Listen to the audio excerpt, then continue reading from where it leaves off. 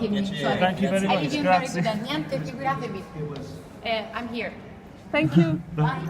So what you're looking at is Anatolia, right, like that, and the headwaters of the Euphrates and the Tigris, okay, and basically also every major town and city in the area is going all the way out, and all the routes between them, all the roads between them, and there's here as you going through, there's Kalabata, there's Baghdad, there's like Kirkuk is there, Mosul is there.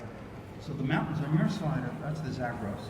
Yeah. You're looking at Paravan, and then there's Mesopotamia and Syria here. very So it's cool. all kind of compressed, and it's just interesting, showing really the major towns and the routes between them. And cities, there's the Shahab. Excuse me. There's the Euphrates meet, Abadan.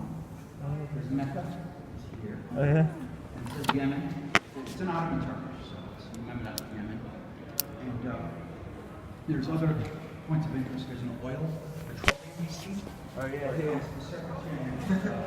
mean, it's really, it was brought back to Islam, to England by Sultan Trumbull, who was the ambassador to the Ottoman Empire.